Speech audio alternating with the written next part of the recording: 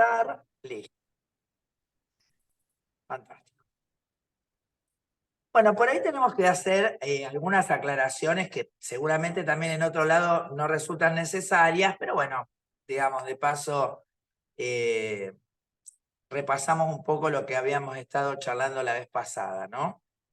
Bueno, en primer lugar, obviamente que hablar de la mujer es como el poema que hablamos al final, ¿no? O sea, es demasiado abarcativo. Yo creo que la humanidad es como una gran columna de sándwiches de miga, ¿no? Donde vos la cortás y tenés distintas realidades, distintas percepciones, distintas experiencias y obviamente cada uno de nosotros pertenece a un sándwich de ese corte, ¿no? Y pretender por ahí, no, o sea, no es mi pretensión justamente hablar de toda la torta, ¿no? Puedo hablar de la cultura que me atraviesa, de mis experiencias que seguramente para ustedes son en algunos casos similares, pero por ejemplo con la compañera trans que estuvo participando, que me encantaría que hoy también esté, por ejemplo, no me puedo arrogar, ni creo que ninguna de nosotras podría pensar que cuando estamos hablando, por ejemplo, hoy de edades de la mujer, no porque no las consideremos parte de la feminidad o del feminismo, sino porque está claro que no tuvimos las mismas experiencias. Entonces, aunque pueden haber sido en algún sentido, supongamos, homologables, ¿no es cierto?, a otras experiencias, pero ninguna va a ser como la experiencia de tener, digamos, una orientación de género diferente de la que nos asignan desde lo biológico.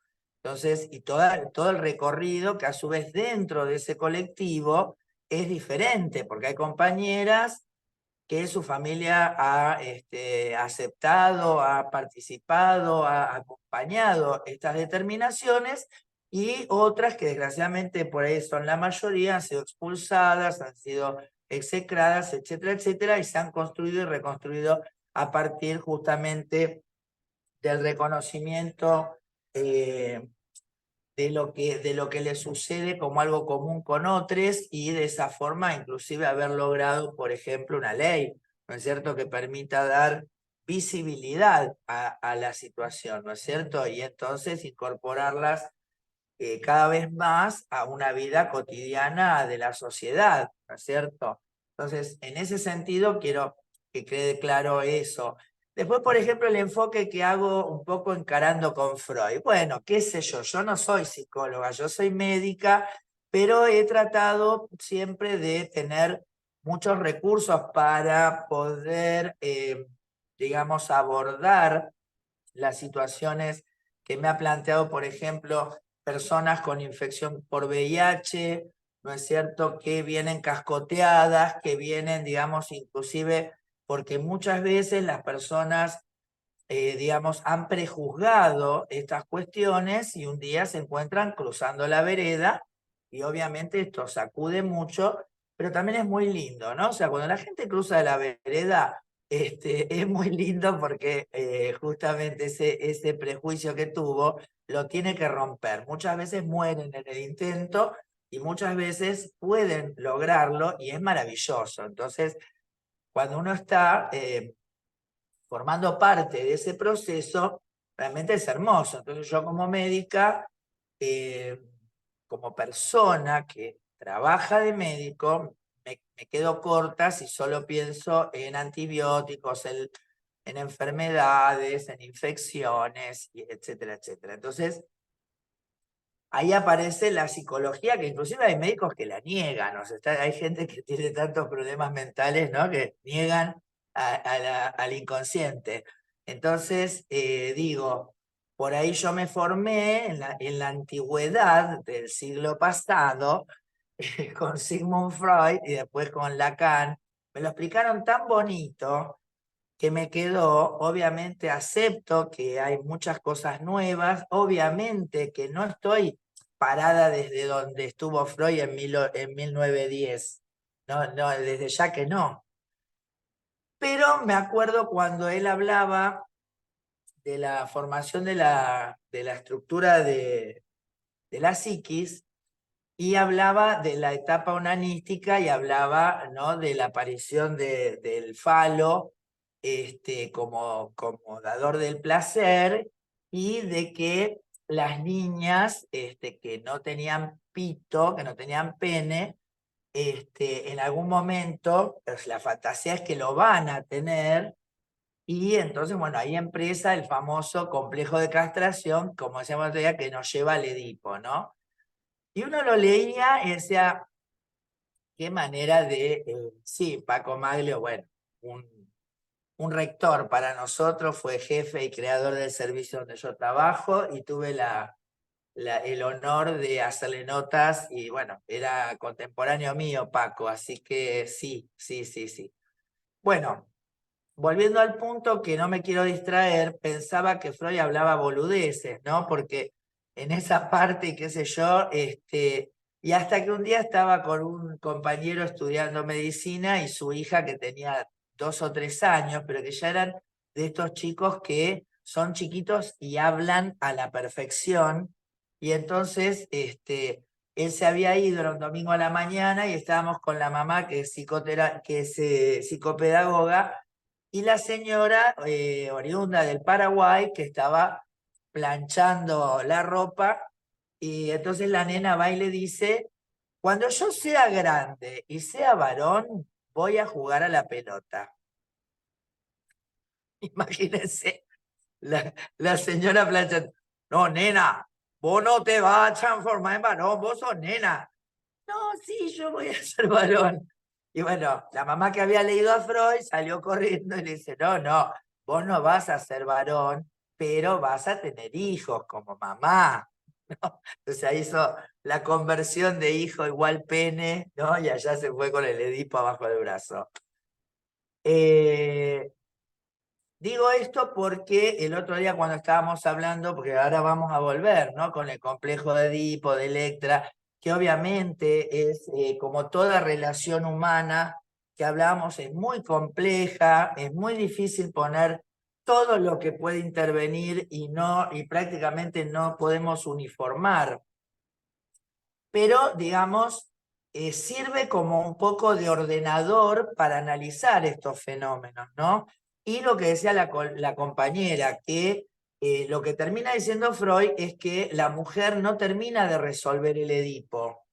Y en eso, eso queda abierto. Entonces digo, ahí está la relación madre-hija, donde entonces la madre le hereda el Edipo a la hija. ¿En qué sentido? Que ella ahora toma el lugar de la madre protagonista, digamos, y que debería, o sea, en esa situación de imposibilidad de tener sexo, digamos, o placer amoroso con el padre, tener un hijo con el padre, ahora ella es la que está con el padre, y está entre la relación de su hija y su marido, digamos, ¿no? Entonces ahí es donde está uno de los núcleos de nuestras cuestiones, que es esa madre, ¿no? ¿Desde dónde se puede parar? ¿En qué lugar está? Si esa madre no tiene la más puta idea de lo que hablamos, no tiene, o sea, obviamente que hay mujeres que justamente resuelven esto desde el amor y no leyeron en su puta vida a Freud, y bienvenido sea, ¿no? Pero otras por ahí que, digamos, buscamos en este tipo de cuestiones estas respuestas, o ver qué es lo que sucede, qué es lo que se dice con respecto a esto. Bueno, creo que ahí está la cuestión, ¿no? O sea, cómo resuelve nuestra madre es cómo nos hereda a nosotros este conflicto de la mirada del otro, del amor del otro, ¿no es cierto? Del padre que, bueno, que seguramente ama a su hija, pero también está parado en la imposibilidad de avanzar sexual, genitalmente, vamos a decir así, en ese amor, ¿no? En la prohibición. Entonces, en ese sentido, quería decir eso, ¿no? Entonces también por ahí me hubiese gustado por ahí ir un poco a la primera parte, cuando hablábamos de salud, ¿no? Porque ya estábamos muy apuradas ahí, ¿no? Entonces ¿se acuerdan que dije que había condiciones psicosomáticas, ¿no es cierto?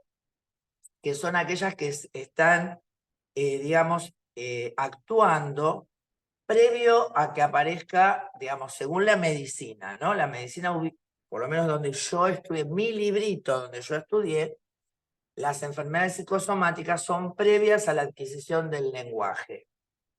Entonces, lo que sucede es lo que uno siente, la falta de poder expresar lo que uno siente. Yo pensaba, les prohibían llorar, hacer berrinche, enojarse, pero también les prohibían reírse.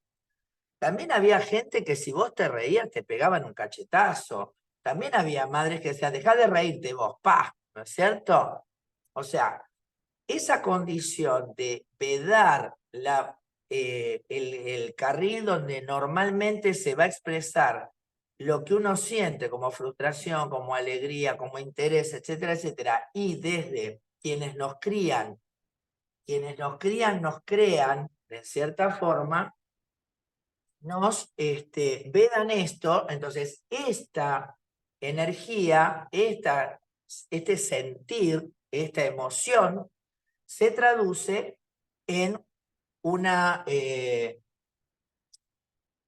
en lo que nosotros podemos llamar enfermedad psicosomática, que es el cuerpo diciendo, mirá, está bien, tu viejo no se enojó con vos porque hiciste esto, pero tu estómago vomita, porque no se lo puede bancar, porque por algún lado lo tiene que sacar. Y nosotras, entonces, cargamos mucho con esto, porque nos recargan de la cuestión del cumplir, de la cuestión de nosotras tenemos siempre que ser más, ¿no es cierto? Y entonces empieza también el descuido, y por eso hablé de las enfermedades asociadas a la falta de autocuidado. Y bueno, en eso hablé de las infecciones de transmisión sexual, hablé del embarazo no deseado, hablé del cáncer, hablé de las cuestiones, por ejemplo, de las mujeres que se viven golpeando, que se viven cayendo, las mujeres que tienen dolores crónicos, la fibromialgia, o sea, todas cuestiones que desde lo inconsciente están reflejando un conflicto de en dónde estoy, cómo me siento. Y yo no puse, me lo comí, como quien dice, por ejemplo, el consumo problemático. O sea, no hablé y ahí voy revisando, digo, puta, mirá, o sea, un temazo, ¿no? Porque el consumo problemático justamente no está definido como que el problema es lo que consumo, sino cómo lo consumo. ¿Por qué? Porque yo puedo consumir alcohol, pero como yo no tengo un problema de relación con el alcohol, puedo tomar, digamos, y tomar un poco porque acompaño la comida, porque bueno, en esta fiesta da para hacer esto, pero no es que el lunes a las 10 de la mañana ya estoy tomando, o que si me ofrecen algo de alcohol, lo tomo y ya después no puedo parar hasta terminar tirada boca abajo, ¿no? Pero esto también pueden ser las aspirinas, pueden ser los analgésicos, pueden ser, por supuesto, el clonazepam, el lorazepam. Antes de esto, de que estuviera el clonazepam, ahora no me sale el nombre de que había sido también bueno, creo que, no, bueno, no me va a salir ahora, pero también del diazepam, digamos, de las familias de Valium, ¿no? Valium. benzodiazepam. Claro, el Valium, pero después del Valium vino como si fuera el lorazepam, y ahora no me va a salir. Bueno, no importa. La cuestión es que, digo, esto también obviamente está encerrando una condición de soledad, una condición de la no mirada del otro, la falta de acompañamiento en esta situación, ¿no es cierto? O sea, son cosas muy profundas que obviamente son muy multicausales y que, digamos, de ninguna forma yo pienso que, digamos, en estas conversaciones que tenemos, vuelvo a insistir, yo refleje ni pretendo, ¿está? O sea, Rivotril, sí, el Rivotril. Que no, Lexotanil, ahí está, el Lexotanil, ¿eh? ¿Se acuerdan? En una época el Lexotanil era la droga más vendida. Eh, bueno, entonces, dicho esto, por ahí podríamos pasar a la cuestión de lo de hoy. Entonces sería edad y política. ¿Está bien? Si querés, ponemos compartir pantalla y empezamos.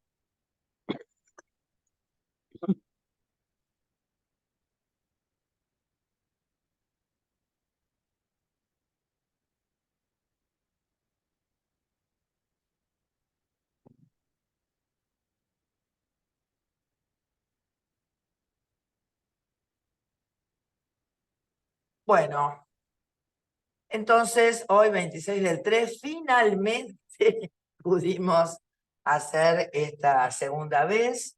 Y bueno, de nuevo, quiero agradecerles a Somos en Red, a las compañeras, a todas y todos y todes los que han participado.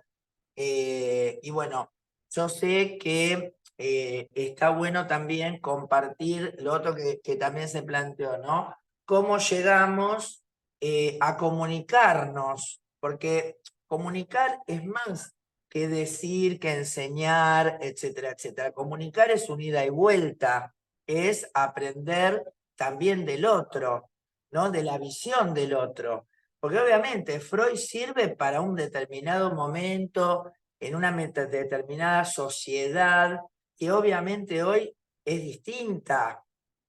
Porque inclusive, por ejemplo, esa represión que se ponía tan fuerte sobre la cuestión sexual en la etapa onanística de los chicos, en nuestras sociedades modernas, vamos a llamarlas así, esa represión no estuvo tan fuerte. Bueno, ahí también tenemos que analizar por ahí esta juventud perversa que tenemos, ¿no? Que es una juventud que vota a un tipo de derecha, que le parece que está bien que a la gente la dejen en la calle. Bueno, eso también es algo que por ahí en algún momento se podría analizar, ¿no? Lo que pasa que, bueno, por ahí la conclusión es media terrible y peligrosa, porque sería que siempre tenemos que ser unos hijos de puta para que nuestros hijos salgan piolas, ¿no? Pero bueno, es la forma que también uno se diferencia de sus padres y yo tengo claro, yo soy más joven que algunas de ustedes, pero tampoco soy tan piba. Tengo 58, soy de la generación de los 60, 70, que nacimos en esa época, pero nuestros viejos eran los que en los 50, 60, 70 eran jóvenes. Y obviamente fueron otros padres, fueron idealistas, fueron luchadores, y después fueron consumidores de drogas, alcohólicos, hippies, etcétera, etcétera. Y nuestros hijos entonces, fuimos esos, nuestros hijos, hoy muchos de ellos creo que no caen en eso porque nos tienen que cuidar. Bueno, Sonia, qué bueno, qué bueno. Que nos tienen que cuidar a nosotros, ¿no? O sea, ellos no se, entre comillas, no se portan mal porque ya los que nos portamos mal fuimos nosotros. Entonces, digo, son digamos, es muy difícil entonces creer que uno puede, digamos, tomar un autor con un análisis como Freud y ponerlo hoy en lo que nosotros vivimos o, por ejemplo, en otras sociedades, ¿no? Así que bueno, no pretendemos hacerlo, sencillamente lo usamos como molde para poder discurrir un poco en los temas. Bien, la que sigue. Bueno, entonces, acá lo que yo, bueno, hay, obviamente la mayoría de estas cosas son perogrulladas, ¿no? Obviamente que las mujeres van a ser diferentes, no solo entre sí, sino en sí mismas, según la edad que, digamos, estemos atravesando, ¿no es cierto? Y no, yo me planteaba, a su vez, entre nosotras, ¿no es cierto? Las diferencias que pueden existir. Bueno, Por un lado, hablaba de las diferencias genéticas, me preguntaba si existen. Por supuesto que existen, cada uno de nosotros tiene una genética diferente, pero que también nos predispone, por ejemplo, a determinadas situaciones físicas, etcétera, etcétera. Pero bueno, obviamente que dentro del género humano no existen diferencias genéticas y también cuando nosotros nos permitimos entonces aceptar a la diversidad de género, bueno, entendemos que puede haber un nicho, vamos a llamar así, genético, pero sobre eso se monta todo lo que tiene que ver ya sí con la cultura, con las diferencias de las culturas, que son muy diferentes entre sí. Las diferencias sociales, por supuesto, dentro de las propias culturas y más que nada, por supuesto, las diferencias económicas, ¿no es cierto? Entonces, las mujeres, digamos, no podríamos tomarnos para realizar y decir, bueno, como materia de estudio, bueno, sí, pero si me dejaran escribir 100 libros, ¿no? Y tal vez pasaría como decía Freud cuando terminó de escribir, que aún y habiendo pensado tanto en la mujer, no podía decir cuál era el verdadero deseo de una mujer, ¿no? Así que en ese sentido nos tomamos un descanso y, bueno, charlamos un rato sobre estos temas. Con respecto al tema entonces de la diferencia de los sexos, ¿no es cierto? Las diferencias con los varones. Ya desde el nacimiento en las culturas se plantea que hay diferencia entre que venga al mundo un hijo varón a una hija mujer, ¿no es cierto? En muchas sociedades tener una hija es un premio porque, bueno, significa que se va a poder seguir y continuar, digamos, la línea de ancestral, digamos, la línea de genealógica, ¿no es cierto? Porque también decir que alguien estaba premiada era que era un premio que tenía, pero en muchas sociedades, sobre todo las que consideramos primitivas, se considera una desgracia que te nazca una mujer, ¿no? Decían que en las tribus iban y saludaban y pedían perdón porque les había nacido una mujer.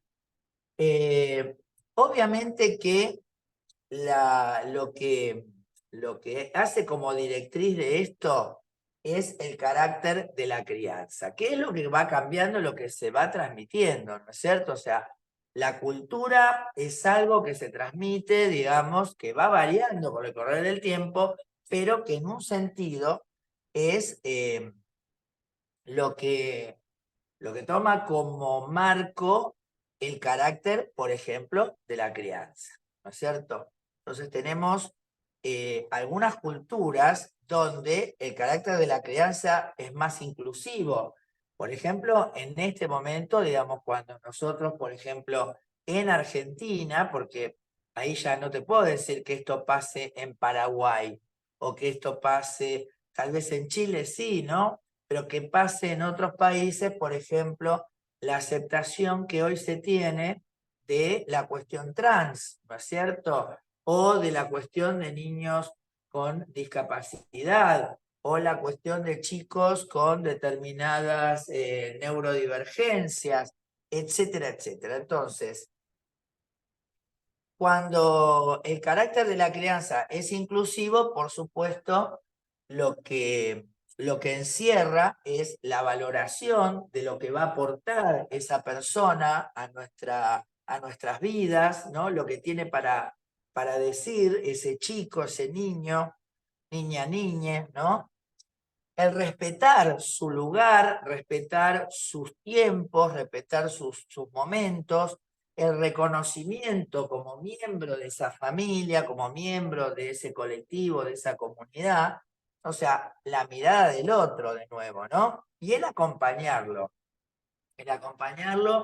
en esa divergencia o en esa diferencia, porque además todos somos diferentes. Por ahí algunos nos podemos ver más parecidos que los otros, pero en realidad, en lo íntimo, cada uno de nosotros, viste que a mí me daba mucha bronca cuando era chica los refranes y todas esas cosas, porque me parecía una pelotudez, pero la verdad es que cuando va pasando la vida, pues, che, cuánta razón tenía, ¿no? Y la frase pelotuda que dice que cada uno de nosotros es un mundo. Y la verdad que cuando empezás a conocer a la gente decís, sí, che, cada uno. Claro, totalmente. Miren, acá ponía, ¿no? ¿Cómo es el carácter de la crianza patriarcal? Bueno, es rígido, es un carácter que encasilla, ¿no? Mamá, papá, el varón, la nena, la tía, el abuelo. Esa rigidez, por supuesto, implica limitar por dónde se mueve, hasta dónde uno llega, qué es lo que puede hacer y no hacer, porque está predestinado y predicho hasta dónde se puede, y es más, se reivindica limitar a los hijos, por ejemplo, ¿no? O a la mujer, o a la abuela, ¿no? Que implica el sometimiento, ¿no? Implica un sometimiento, implica que de alguna manera los miembros acepten que el patriarca es el que tiene la verdad, es el que tiene la ley, es el que tiene la regla. Y obviamente ese sometimiento, por un lado, da comodidad, porque obvio, delega en el otro las decisiones, las reglas, etcétera, etcétera. Y muchas veces desata la complicidad, ¿no? Es lo que yo decía. Obviamente que yo cuando dije que por ahí un varón que se siente mujer, bueno, no. Yo vuelvo a insistir lo que dije el otro día. Yo considero que hay personas que son diferentes, no las puedo definir. O sea, yo tengo muchas amigas trans y para mí son trans, no son varones, mujeres, obvio. Pero tengo claro que nacieron varones.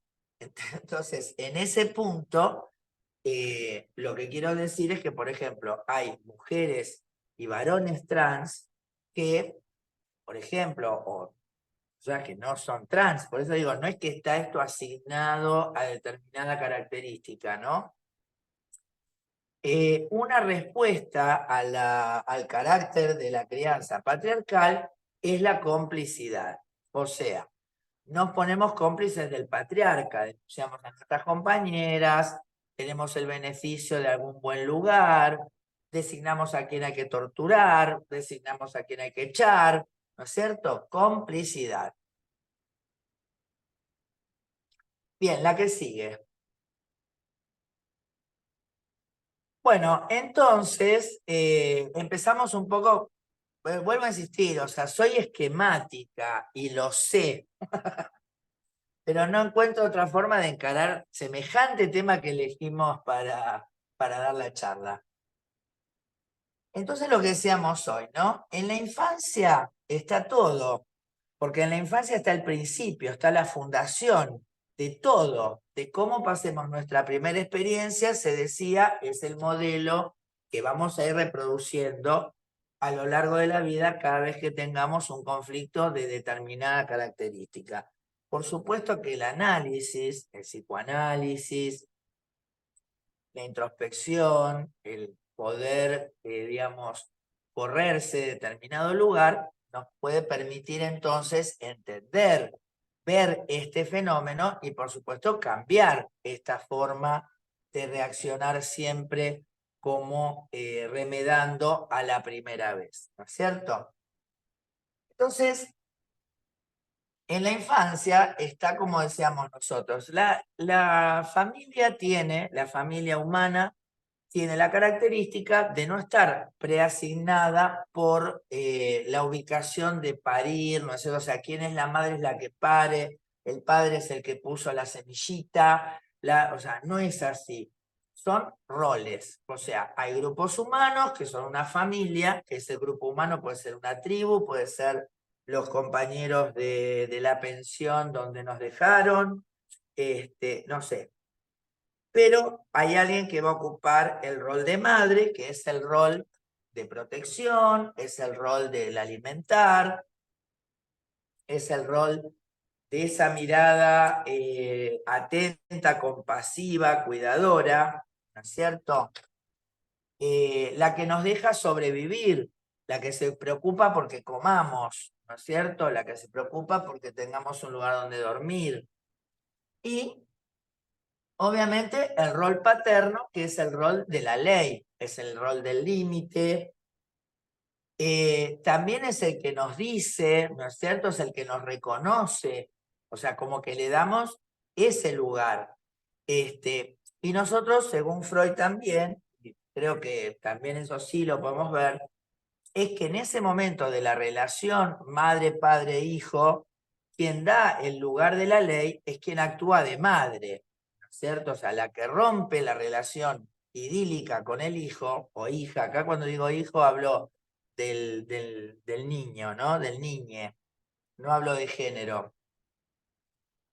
El hijo, digamos, entonces, quien cede la autoridad a quien hace del padre, es la madre, la que dice, callate que está hablando tu padre. Bien. Ahora, el padre puede ser un pelotudo, puede decir, puede ser asesino, puede ser ignorante. Entonces, ahí está el tema, ¿no es cierto? Que en, en una cultura patriarcal, ¿no es cierto? Siempre vamos a tener una insatisfacción fundacional, que a su vez es una forma de dominarnos.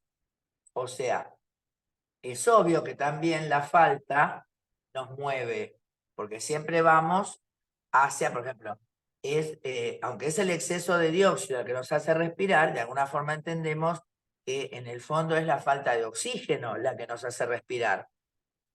O sea, la necesidad de oxígeno por la falta de oxígeno, ¿no es cierto? Ahora, en estas culturas, la insatisfacción no se toma como aquello que nos mueve hacia, sino como una forma de dominarnos.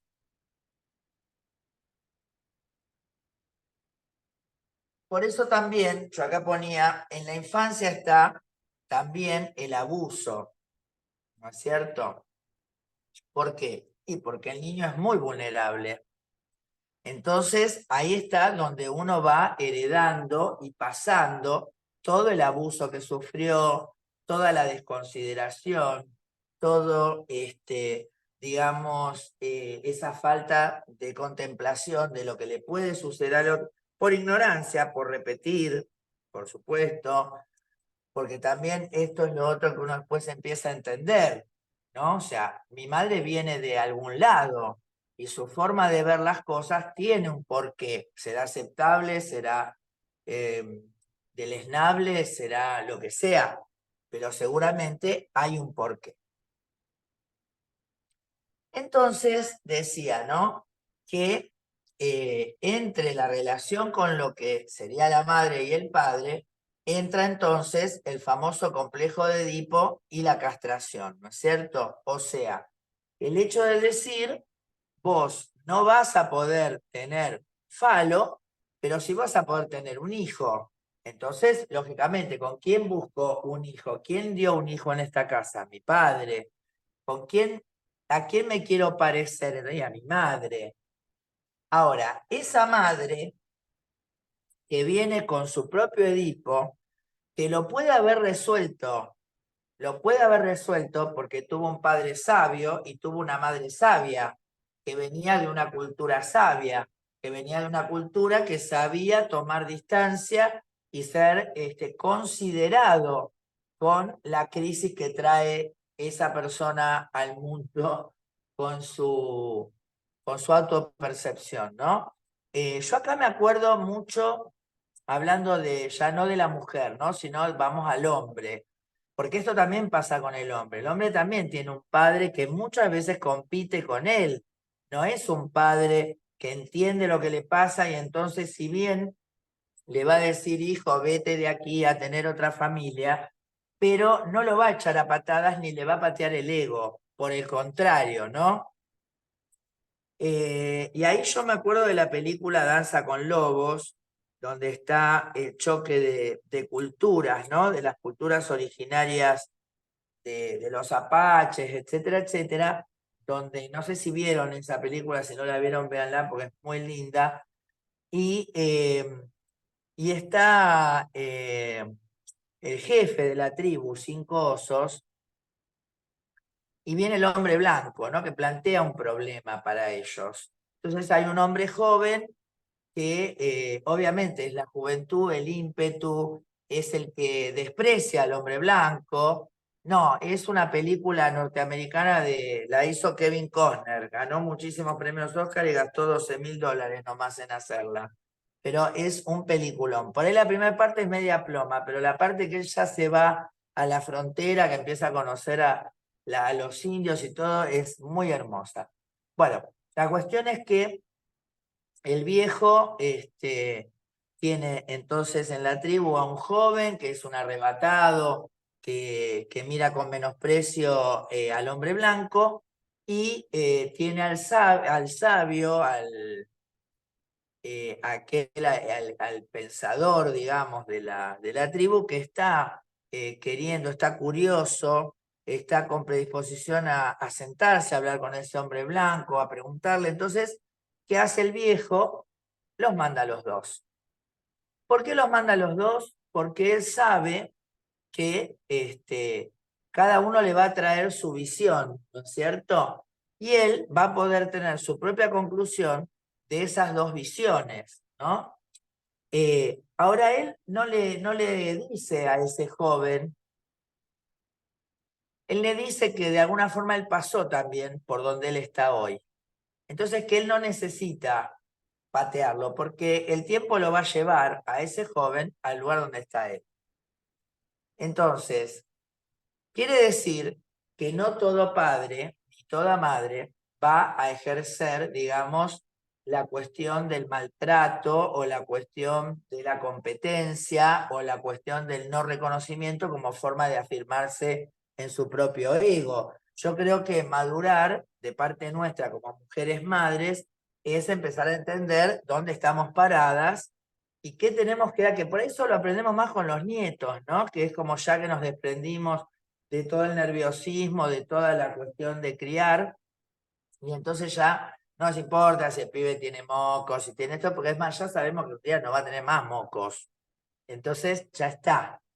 Por ahí poder tener, digamos, la información, la certeza de que en qué situación me tengo que poner loca y en cuál no.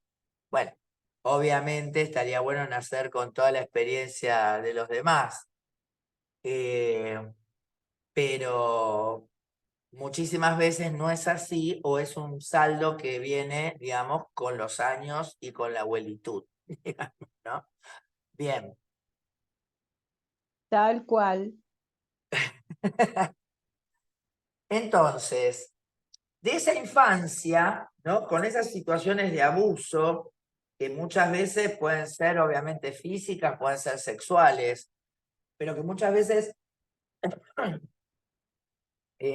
no son percibidas como tan graves, sin embargo están ahí, son constitutivas, porque lo otro que no tenemos conciencia es cuán profundo es el daño que se hace a un niño que cree por información con la que él viene, que todo lo que le digamos nosotros es verdad y es regla, ¿no? Entonces, ese es el punto donde desgraciadamente muchas veces la gente sale con problemas gravísimos de salud mental porque justamente la que los crió no tiene pero ningún tipo de idea, ¿no? Como nos puede pasar, o bueno, inclusive como formas de criarlos, ¿no? Creo que hoy el mayor ejemplo que tenemos es el de Milei, ¿no? O sea, como que vemos que el tipo realmente tiene un problema de crianza, de salud mental, de afecto en la casa, Por cuando es Dios. un tipo que te dice que niega a sus padres, después dice que no le gusta la comida, que él comería pastillas, ¿no es cierto? Cuando él vemos que se relaciona más con los perros que con la gente, donde en algún momento hasta hubo una semana que se confesaba que el tipo era zoofílico, ¿no? Entonces, bueno, todo esto como nos pasa con Héctor Mañeto, ¿no? Que evidentemente la mamá de Héctor no le agarró la pelela y le dijo, ay Héctor, qué lindo el sorete que hiciste.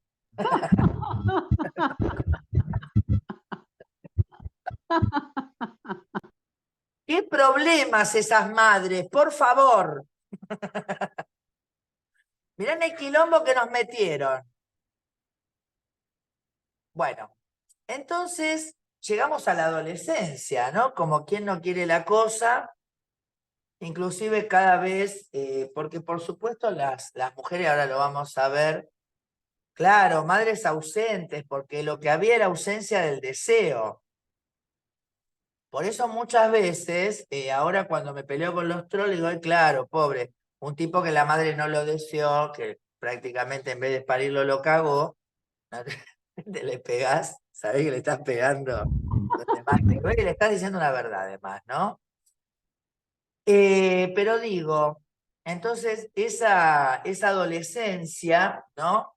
Esa etapa de tanta, eh, por un lado, la famosa revolución hormonal, ¿no es cierto? Esa transformación del cuerpo, también del lugar, pasar de ser el niño, el gracioso, el cándido, a ser el roñoso, con cara de ojete todo el día, enojado, reclamando de alguna forma, eh, obviamente, y después la cuestión de el querer pertenecer, el querer ser visto, el querer ser reconocido, ser elegida. ¿Por qué? Porque ahí hay, nosotros igual conservamos ciertas cosas tribales, pero no de África, sino ya de la manada, ¿no? O sea, del asunto del macho eligiendo con quién larga su descendencia.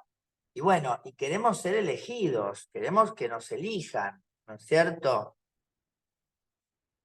Eh, y obviamente ahí también está la cultura. O sea, en nuestra fantasía, ¿a quién van a elegir? Y bueno, la cultura designe como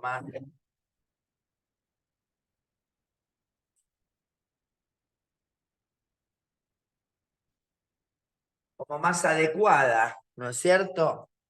Eh, y ahí está el tema de los mandatos, ¿no? Obviamente en la adolescencia hay un mandato biológico de reproducción, ¿no? Donde está exacerbado el deseo sexual, la cuestión del placer, la cuestión del cuerpo, o sea, eso una parte tiene que ver con lo biológico.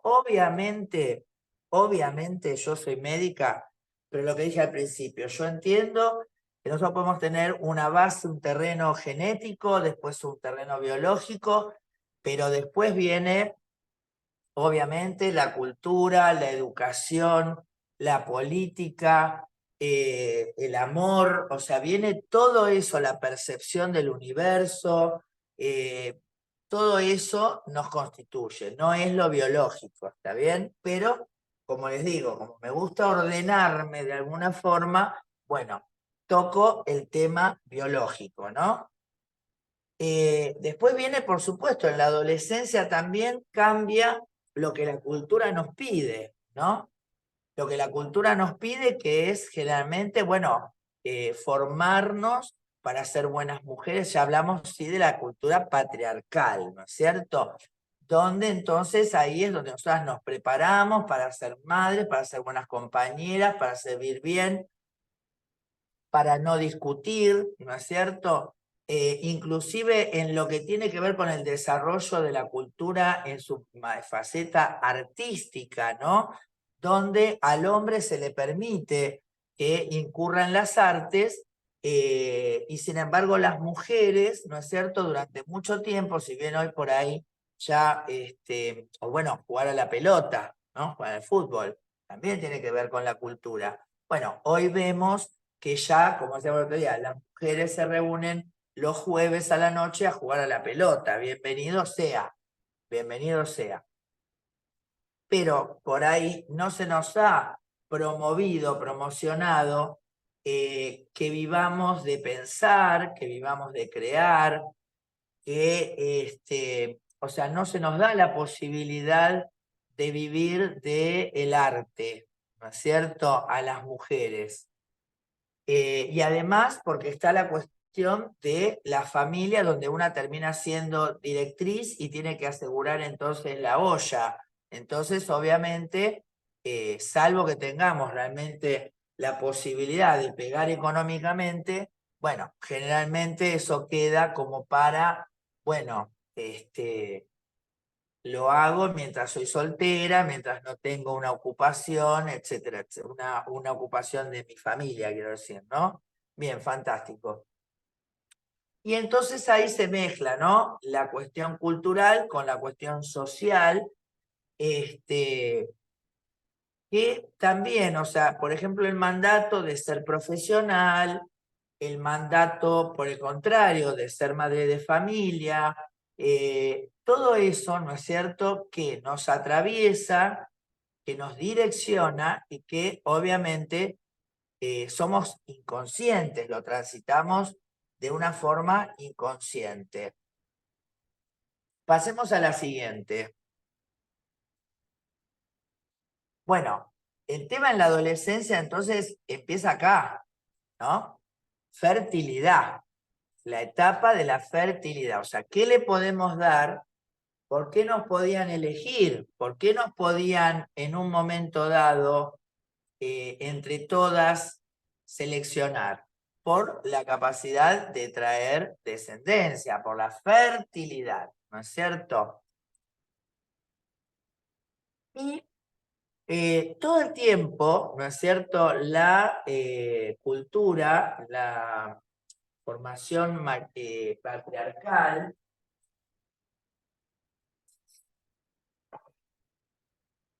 va a buscar para poder, digamos, pararse en esa diferencia de poder y de ejercer el poder de lo masculino, va a ser, digamos, que uno no perciba, digamos, su importancia, su rol, ¿no es cierto? O sea, todo lo que nosotros aportamos, todo lo que podemos, digamos, modificar, etcétera, etcétera, es menospreciado. Claro, por eso, las madres, además, lo que estábamos hablando, el deseo de maternar, por eso era tan importante la ley del aborto, porque todos estos hijos de puta no existirían si los hubiesen dejado abortar a la madre, ¿me entendés? O sea, es básico, es básico.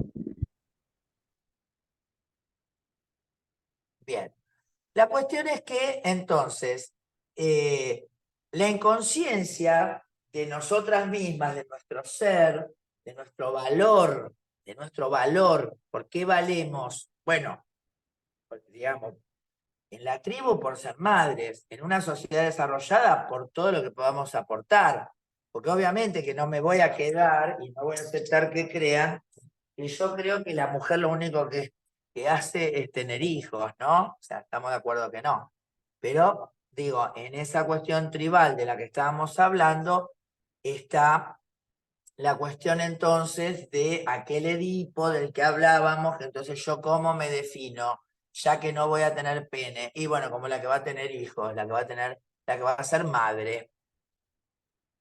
Y obviamente, bueno, Freud y después Lacan y después otros hablan de ese agujero existencial de la mujer, ¿no es cierto? De que no tiene ese falo que la hace certera, que la hace la protagonista, la dueña. Eh, y entonces, a través de la cuestión de maternar, de traer un hijo, que aún hoy, ves chicas que el plan de vida es tener un hijo, o sea, tener un novio para tener un hijo, para con esa situación, digamos, bueno, tener el apellido del tipo significa ser alguien, ¿no? Todavía eso en Argentina, en algunos lugares, sigue siendo así, ¿no es cierto? Entonces, la idea de que ese hijo va a tapar, ¿no es cierto?, esa falta que supuestamente heredamos, ¿no? Y entonces, bueno, hay digamos, lo que es la adolescencia y el entrado a la adultez, vamos a decirlo así, o a la Edad Media, ¿no es cierto? Que es todo el periodo entre los 14, los 13 y en realidad hasta los 40 y pico, hoy por hoy, donde se puede maternar, ¿no es cierto? Y ahí viene ese periodo donde muchas mujeres entonces deben ocuparse de sus hijos, de su familia y de todo lo que rodea a esta situación, ¿no es cierto? O sea, ya su agujero existencial que sigue y que va a estar siempre ahí, pero cree y fantasea, ¿no es cierto?, con que ocupándose de los hijos, ocupándose de que la familia esté unida, ocupándose de que la gente nos vea bien, va a estar tranquila, ¿no? No le va a faltar nada. ¿Qué me hacen faltar? Bien, la que sigue.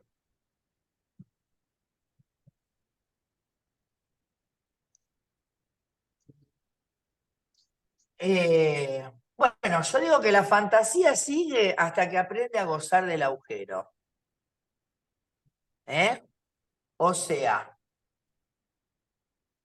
porque inclusive en esa sociedad patriarcal, como decíamos la vez pasada, como el mayor acto, digamos, de satisfacción es el placer sexual, como después puede ser, por supuesto, comer, hacer caca, hacer pis cuando tenés ganas, parir un hijo, ¿no es cierto?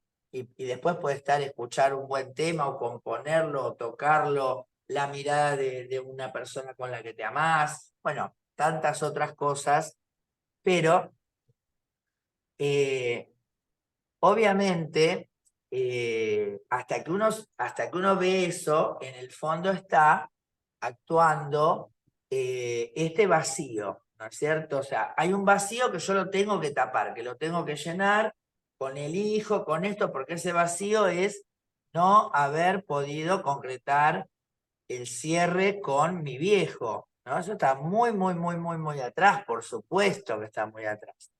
Pero Lacan decía que cuando el goce del no sé, ¿no? O sea, él decía que cuando uno dice no sé, o sea que hay un vacío de palabras, ahí había un goce. Por eso yo acá pongo abajo, la certeza es el pene y la duda es la vagina. ¿Pero por qué? Porque desde acá se ve, que tampoco es verdad, pero desde acá se ve, como que ese que tiene el falo, ¿no? Como que tiene la espada, como que tiene el estandarte que pega contra la mesa y dice 140, ¿no? Lo que sea. Sí, vamos para allá. Tal cosa, 250, no sé. En cambio, la duda, ¿no? Se parece más a la vagina, ¿no? Entonces agarramos un agujero con algo, el agujero se define por lo que lo rodea en realidad, ¿no es cierto? Entonces ella va pasando el dedito, ¿no? Por alrededor de esto, como, no sé yo si es 150 o es 240. Compañeras, perdón, hay un micrófono que hace ruido, creo que es Sonia. Ay, gracias. Sí, si se puede mutear, va a estar genial, porque hay mucho ruido. Bueno, entonces, digo, el placer entonces está en lo que rodea, ¿no? Y nos regodea de ese no saber. Porque hay un momento que una puede aprender, entonces, porque digo, ¿a qué voy? Que en esa sociedad patriarcal, entonces, lo que se nos veda es el placer, ¿está bien? Inclusive, no hace tantos años, y no sé si hoy en algún lugar todavía no sigue sucediendo en Argentina, estoy segura que en lugares de África, en lugares de Asia, sí sucede que la mujer tiene prohibido el orgasmo, ¿no es cierto? Inclusive hay castraciones, hay mutilaciones en algunos lugares en este mismo momento y están permitidas por la cultura y la ley. Entonces, justamente la idea es que una se reprima su placer, ¿no? O sea, el hombre sí, yo no. Si yo gozo, soy puta. Si soy puta, está mal. Entonces, algún día nosotras nos encontramos con un hombre amable o con una mujer amable o con una pareja amable que nos hace gozar y conocernos y encontrarnos. Cuando no fue que ya nos encontramos nosotras, ¿no?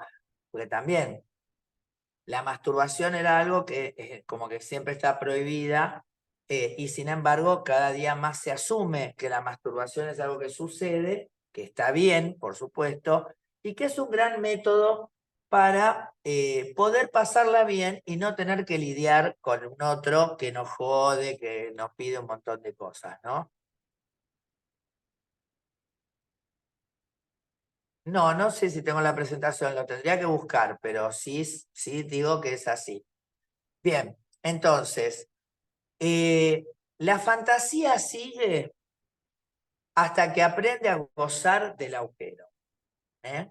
O sea, hay un momento que la mujer se encuentra con su cuerpo, se encuentra con su placer, se encuentra con su ego, se encuentra con pararse frente a ella, sin miedo y tomando lo que quiere, que es eso, buenos momentos. ¿Está bien?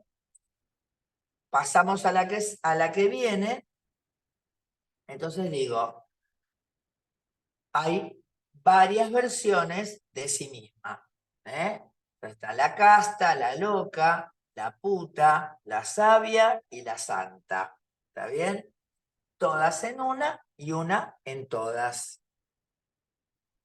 Y esto, digamos, por ejemplo, el tiempo corre, el tiempo es el que nos va llevando de una posición a otra, porque el tiempo implica experiencia, implica relaciones, y todo se mueve.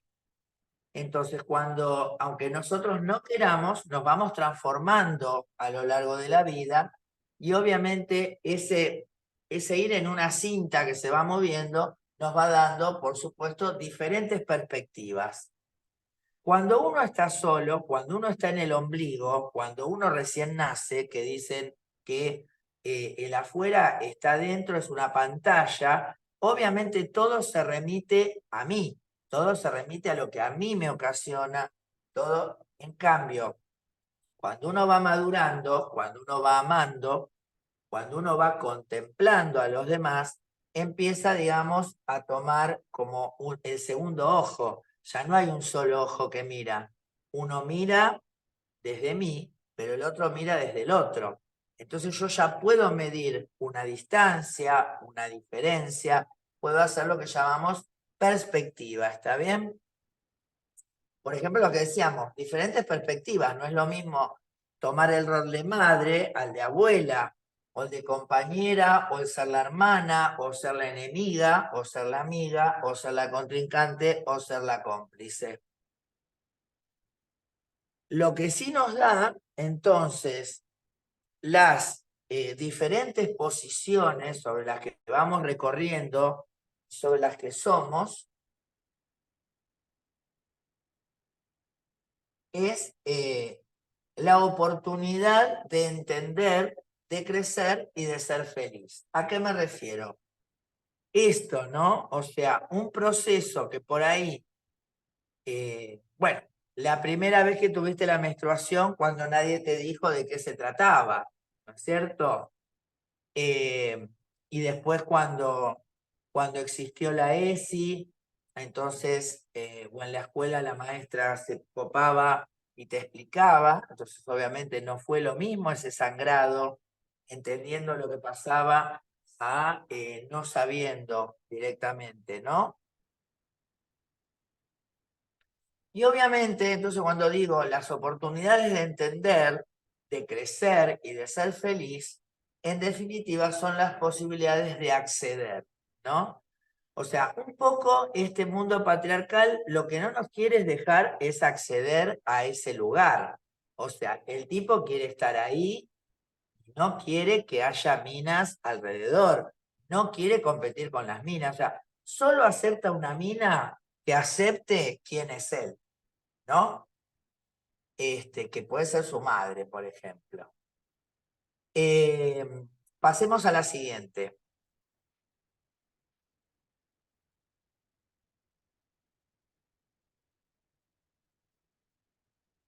Pasemos a la siguiente. Por ejemplo, en el desarrollo de la sociedad moderna, en la esfera occidental judeo-cristiana, ¿no? Aparece entonces la profesionalización, por ejemplo, de la mujer, ¿no? Después de la guerra, cuando sucede la Primera Guerra y la Segunda Guerra Mundial, los hombres van a pelear y las mujeres empiezan a ocupar entonces los lugares que antes ocupaban los varones, por ejemplo, atender los bancos, ¿no?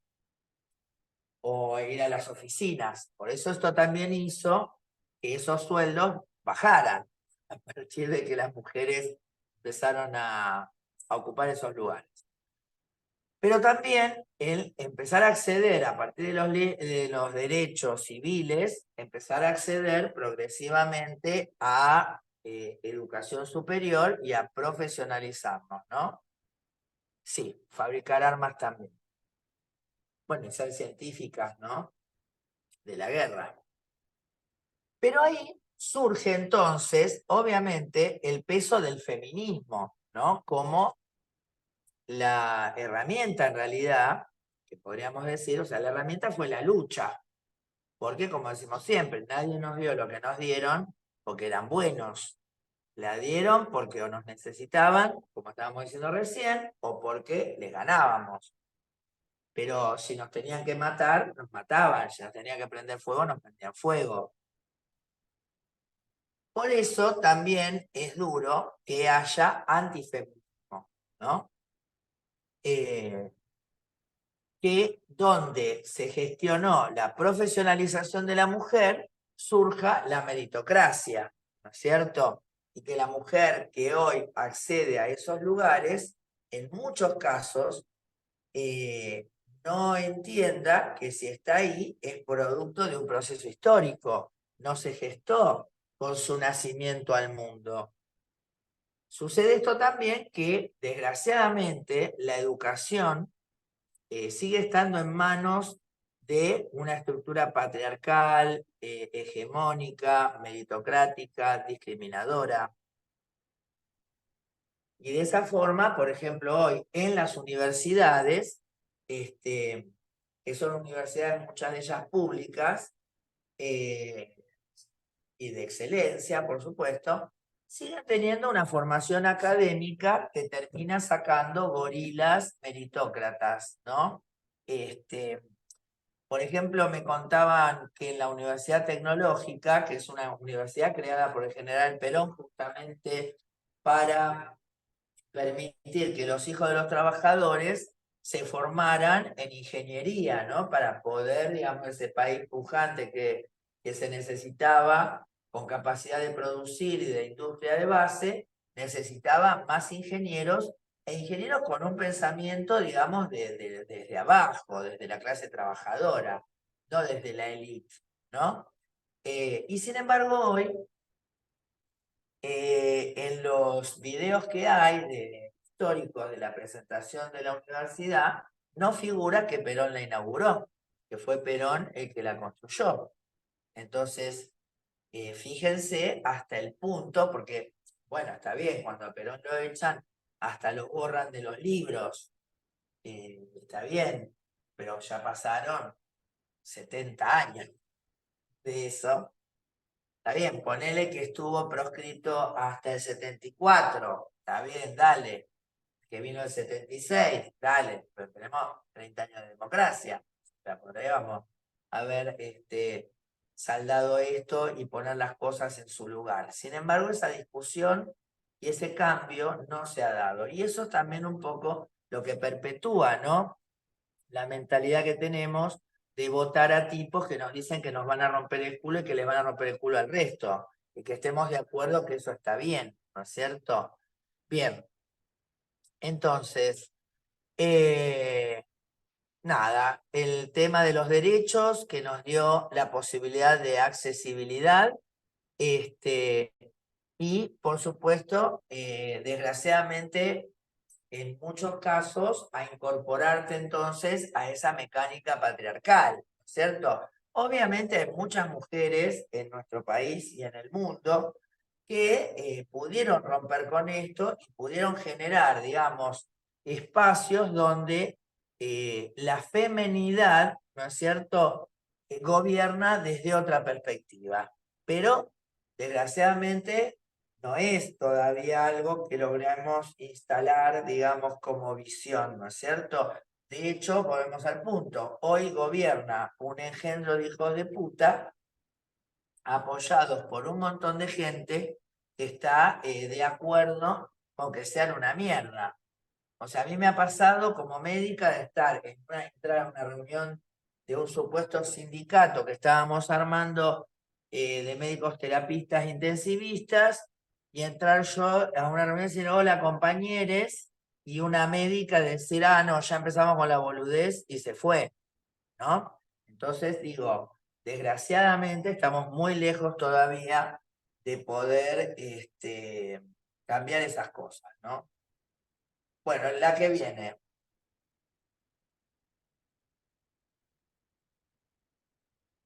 Bueno, entonces la adultez verdadera, ¿no? Desprenderse de todos estos mandatos que nos obligan, porque yo pensaba, ¿no? Que por ahí no es que está mal que nosotras seamos serias, está bien que alguien sea serio. Serio quiero decir que no se deje llevar por la improvisación, por la falta de cuidado, por la falta de conocimiento para determinadas cosas, ¿no es cierto? Pero la verdad que el hombre, que muchas veces es eso, pero también se permite, digamos, jugar con eso, ¿no? También se permite, es como la figura de Einstein, que es un tipo que revoluciona a la física, que le da letra a un montón de otras visiones o formas de ver el mundo, que sus fórmulas sirven para hacer agua pesada, para hacer una bomba atómica, pero se saca una foto, digamos, sacando la lengua, ¿no? O lo que decían que el hombre más inteligente del mundo era el chofer de Einstein, porque fueron a una charla que él daba y él estaba ya muy cansado. Entonces el chofer le dice, no, la doy yo la charla. Yo lo escuché tantas veces. Entonces el tipo da la charla y en un momento dado uno agarra y le hace una pregunta súper difícil. Entonces el chofer agarra y dice, mire, la pregunta que usted me hizo es tan boluda que le voy a decir a mi chofer que se la conteste. Y entonces la contestó Einstein. Nosotras por ahí no es que no podamos hacerlo, pero muchas veces sentiríamos que no podemos hacerlo, ¿no? ¿Cómo lo vamos a hacer? Y sin embargo ellos lo hacen. Entonces, la adultez verdadera por ahí es empezar a entender en qué lugar estamos jugando, en dónde están jugando los demás, cuáles son nuestros intereses, cuáles son los intereses del resto y poder interaccionar. Y a veces ahí está el tema famoso, que es lo que no nos gusta, que es la famosa astucia femenina, ¿no? Porque por supuesto la astucia femenina viene de ese mundo patriarcal que es la forma que puede responderle la mujer a ese patrón. O sea, ¿cómo? Bueno, arreglándose con otras mujeres, ¿no? O sea, llegar a esa mayoría, ¿no? Llegar a ese otro lugar, ¿no? Que no es el lugar del éxito, es el lugar de el ya desprenderse, digamos, de esa obligación, del entender que igual nos vamos a morir, que igual se van a olvidar de nosotras, que igual nos van a criticar, ¿no? Yo les digo muchas veces a mucha gente que hablamos en relación a esto del pánico, del sentirse, digamos, que no llegamos, que no podemos cumplir con las cuestiones, ¿no es cierto? Que pensemos que un día hagamos lo que hagamos, igual nos vamos a morir. Y que igual se van a olvidar. Porque yo digo, por ejemplo, ¿no? En esta conversación, ¿vos conociste a tu abuela? Sí, conocí a mi abuela, fantástico. ¿Conociste a la madre de tu abuela? Sí, la conocí, fantástico. ¿Conociste a la abuela de tu abuela? No. Y a la abuela de tu abuela, menos. ¿Sabés qué hacía esa mujer? No tengo ni idea. ¿Dónde vivió? ¿Qué le pasó en lo cotidiano? ¿Sabés si anduvo en el pueblo en pelotas porque el marido la encontró con otro? No, la verdad que no. Quiere decir que un día se olvidan hasta los que conocían nuestro nombre o mueren. Entonces, ahí yo creo que muchas personas empiezan a mirar diferente, empiezan a tener conciencia entonces de que lo importante es el ahora, lo importante es qué hago yo con mi presente y obviamente que nos preocupa el futuro, porque somos gente comprometida, sobre todo quienes estamos en esta charla. Por supuesto que nos preocupa lo que está pasando a nuestro alrededor con respecto, por ejemplo, al gobierno, con respecto al dengue, con respecto a que la jubilación se está yendo a la mierda, de que no nos van a pagar los remedios. O sea, todo un montón de situaciones que por supuesto las vamos a tener que resolver, que vamos a tener que hacer algo con todo esto.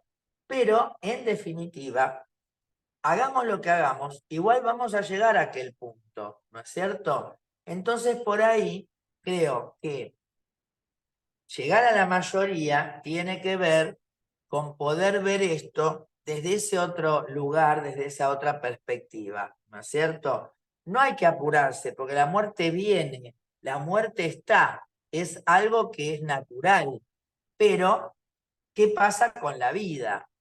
¿No? Y por ahí hoy, en este momento, bueno, tenemos que aplicar lo que aprendimos todo el tiempo de acá para atrás, ¿no es cierto? La solidaridad, el acompañarnos, el producir una economía paralela, ¿no es cierto? El producir lugares de encuentro, de reflexión, de alegría también. Porque por ahí ahora nosotras también se nos da por encontrarnos para que nos cuenten cómo se hace una torta o el macramé, o cómo solucionamos una enfermedad, o cómo hablamos de la mujer y el sexo, y no nos reunimos a jugar a las cartas, o a la pelota, o al bridge, al bridge. En mi vida jugué al bridge. No sé, digo, a lo que queramos.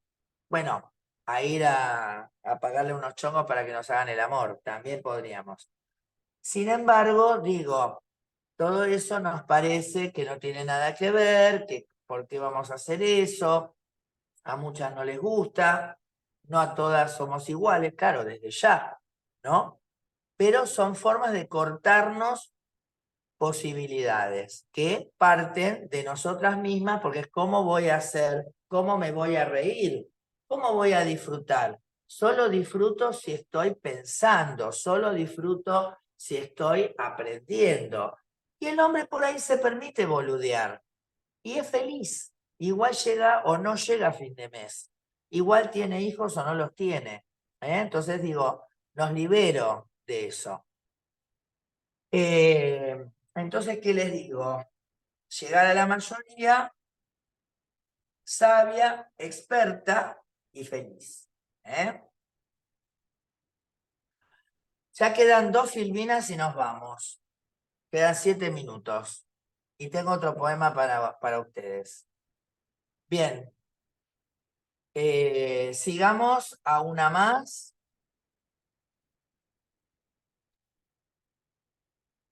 Bueno, entonces, ¿qué nos queda para la política?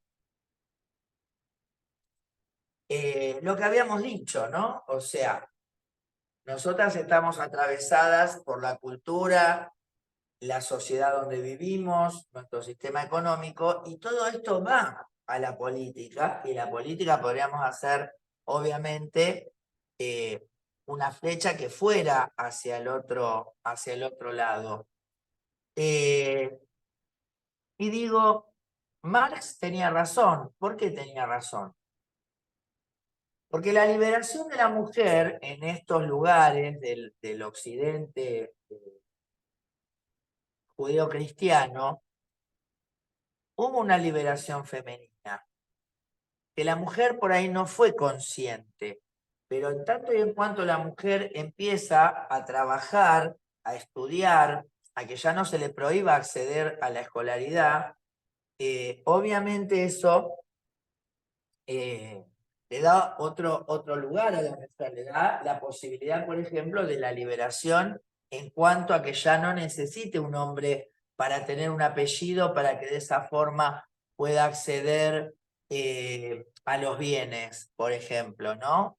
O que pueda tener hijos soltera, o sea, todo un montón de cosas que tuvieron que ver, o sea, una liberación social, ¿no? O sea, un evento social que es la liberación femenina, tiene que ver con una crisis económica, que es lo que decía yo hoy, ¿no? Vino la guerra, vino una crisis y entonces tuvieron que dejar que la mujer saliera a ocupar otros lugares dentro de la economía.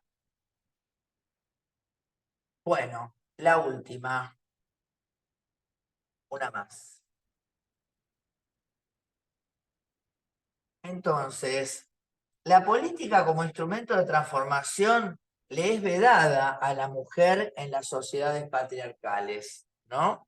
Lo que decíamos hoy, la mujer tiene que pelear. La mujer tuvo que pelear por la potestad jurídica, o sea, hasta el año 23 la mujer era considerada un menor o incapaz. La mujer no tenía acceso a manejar sus bienes, o sea, o los manejaba el padre o los manejaba el marido, o los manejaba el hermano, o los manejaba el tío, o los manejaba el juez. El voto, ¿no? El voto femenino. El voto que hay lugares en el mundo que todavía la mujer no tiene. El acceso al trabajo, ¿cierto? El hecho de poder ocupar mejores puestos de trabajo o puestos que no sean solo de cuidado. La cuestión de la educación superior, la cuestión de, como decíamos, los puestos de conducción, ¿no es cierto? Después, la igualdad remunerativa, la paridad y también lo que les decía, el descanso y la jubilación. Claro. O sea, ni siquiera cuando hablamos del no hacer es igual para el hombre que para la mujer, ya sea el descanso o la jubilación. Entonces, haciendo un análisis de lo que hoy sucede en todo este universo que estamos habitando al mismo tiempo, luchas que en determinados países ya son conquistas, que en otros ni siquiera son sueños, ¿no? Como para podernos poner un poco en perspectiva. Y bueno, la última es un chistecito que me gustó mucho hace muchos años cuando lo vi. No sé si lo llegan a leer. Dice, chicas en el chat, ¿no? Son 4 viejas que deben ser de Sí, Boña. sí, lo vi, está buenísimo. Dice, escribe. Sí, pero ¿qué escribo? Entonces otra dice, hola, soy Ana. La más grande dice, y tengo 16 años.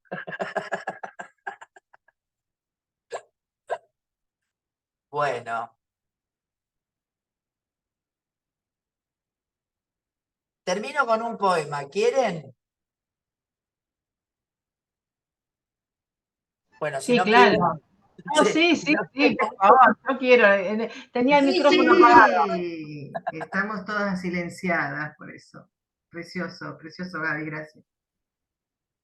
Bueno, esto fue a las mujeres en su día en el 2010. Ya tiene casi 16 años. No, 16, 14 años. A todas y a todas con arroba. Esas figuras que tienen el privilegio de reproducirse, de duplicarse, de replicar la especie sin ninguna sabiduría. Solo cumple una orden, ejecuta un plan, necesaria anarquía de invención divina, inconsciente y acentral, mandato que a su ejecución te entregas, pero también Como mujer genera hijos paridos desde el amor, la entrega, el deseo. Podrían ser libros, obras, proyectos, leyes, reparaciones, consejos. Hacer nacer al otro como misión concreta y todo por el deseo loco de perpetuar.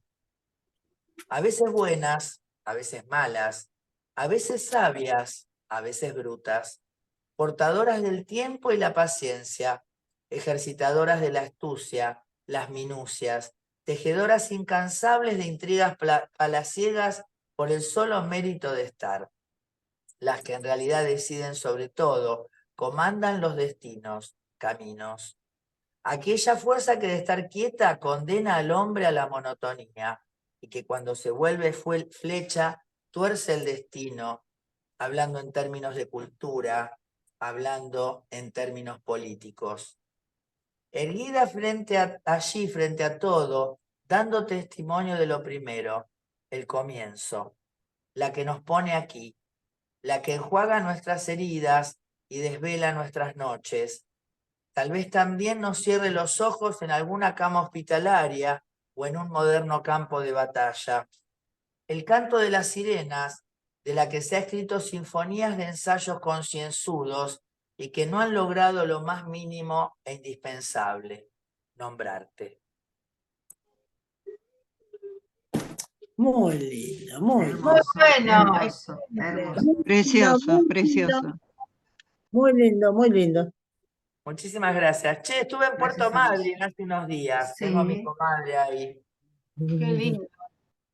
Bueno, ¿algún comentario, algo que queramos hablar? Yo, por supuesto, no tengo ninguna verdad, solamente traté de ordenar y de ver si podíamos profundizar un poco en esta cuestión, sobre todo, fíjense, de lo del famoso Edipo, ¿no? La cuestión fundante de la angustia, y que por ahí nuestras madres, que son las que nos conducían por este proceso, bueno, también ellas heredaron esa falta de conciencia de compañerismo, ¿no es cierto? Pero que lo que está lindo es cómo nosotras ahora, fíjense, en estos espacios, bueno, lo que fue la ley del aborto, ¿no? O sea, cómo las mujeres, con el correr de los años, fueron logrando, más allá de si alguna está de acuerdo o no está de acuerdo con eso, ¿no? Pero la forma en que se fue construyendo desde el espacio de las mujeres, ¿no?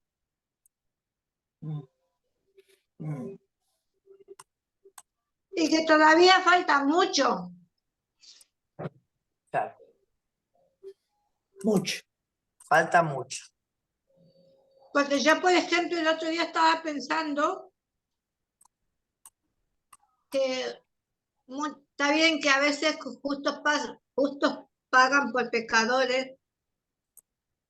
El tema de las religiones, la Iglesia Católica, el daño que ha hecho, pero actualmente todo eso, la cuestión de la mujer y todo, se está volcando y volviendo para atrás con el sistema de las pentecostales o las religiones luteranas o calvinos. Y esas mujeres, que son las que hoy día yo discuto o discutía, son las que están trayendo o dividiendo a los grupos femeninos e inclusive a la Iglesia Católica hoy del Papa Francisco, donde está, ¿cómo se dice?, amenazado de muerte por las cuestiones de las empresas pentecostales o religiosas evangélicas, y obviamente los sionistas, los famosos sionistas. Los judíos, inclusive escucho un geopolítica que dice, díganle al cura de ustedes que es todo bien y que les haga leer el Evangelio del Antiguo Testamento y cómo que es donde se manejan los sionistas, donde realmente es caótico luchar desde el punto de vista religioso. No sé si me entienden, pero es más o menos lo que estoy rondando actualmente. Es el Igual avance de las derechas. ¿eh? Es el avance de las derechas, Gilda. Tal cual. Es así. Sí, sí. Vos fíjate que ahora el Papa Francisco, la verdad que yo creo que nos sorprendió a muchas porque no Claro. esperábamos, ¿no? Cuando él asumió que realmente dejara por ahí la cuestión de lo que era la pelea, vamos a decir así, en la Argentina, y trasciende y se comporta como un Papa peronista, ¿no es cierto?, donde habla de la patria grande, inclusive hoy está promoviendo la cuestión de la homosexualidad, ¿no es cierto? Bueno, ponerse realmente de lleno sobre la cuestión de la guerra, ¿no es cierto? Ir a desarmar determinados conflictos, etcétera, etcétera. Y un montón de chupacirios dicen, no, es un papa comunista y entonces no lo quieren. O sea, gente que era católica, digamos, claro, gente que era católica que a partir de un papa que es verdaderamente cristiano, bueno, reniegan de ese papa. Por eso digo, cuando uno ve que en el mundo hay gente que goza sexualmente comiendo caca, ya te das cuenta que el humano es como un vasto territorio donde desgraciadamente todo cabe. Suceden muchas cosas. Y Jorge, porque Jorge, yo para mí siempre cuando estuvo acá fue Jorge. Y Claro, cuando llegó a Roma y fue elegido papa, con mis dudas religiosas, igual digo, vino un Espíritu Santo, no casualmente se llamó Francisco, y yo digo, tuvo una transformación milagrosa, y para mí totalmente. se convirtió en otra persona. Y sobre este punto, el día que veamos una mujer siendo papa, otra va a ser la historia. Y habremos ganado una gran batalla las mujeres en esa lucha, porque todavía sigue siendo un varón el que maneja una enorme cantidad de feligreses y la Iglesia Católica que tiene tanto poder en el mundo. Será muy avanzado, será de un montón, lee un montón, ha hecho grandes transformaciones en la medida que puede y lo deja, pero sigue siendo un varón. Yo Perdón, yo creo que sí. Bergoglio sigue siendo Bergoglio, siendo papa. El tema que políticamente siempre ha sido muy hábil, muy hábil. Entonces, de la política y ser jefe de Estado, o sea, tener un jefe de Estado es como tener un jefe de Estado que nosotros tenemos como Milei. Llegar a un tema como Milei es temible. Yo creo que la transformación de Jorge a Francisco fue la misma persona con esos valores llevados a un poder que lo lleva a una fama mundial, y me parece que sigue siendo Jorge Bergoglio por sobre todas las cosas. Sí, pero Benedicto XVI fue otra cosa, siguió siendo un papa nazi. Entonces, a veces se pueden algunas cosas y otras no. Los cambios Me gustó fueron mucho la positivos. película Los dos papas, A mí también. porque la verdad que está muy bien encarado, o sea, no esquiva, para mí, no esquiva lo que pasaba con el proceso, el rol que tuvo él, y yo a través de trabajar en el Hospital Bonaparte, que es el ex Senareso, que es un hospital de salud mental y consumo problemático, conocí el trabajo de todo lo que es la misión de los curas de Bergoglio, trabajando en los territorios, dando contención y acompañamiento a muchísimas personas en situación de calle, personas trans, personas con tuberculosis, con HIV. Entonces, está bien, uno podría decir, sí, se limitan a asistir y no cambian. Bueno, en algunos lugares han generado proyectos de trabajo, tienen casas de refugio, pero más allá de eso, cuando uno conoce esa población y lo abandonada que está, y conoce la misión de esta gente, les puedo asegurar que ahora que estoy hablando inclusive me emociona muchísimo porque ahí no quiere estar nadie en ese barro y hay mucha gente organizada haciendo esa tarea y haciéndola del corazón y respetando mucho a las personas. Entonces, ahí yo también me saqué el sombrero con respecto a él, porque me caía...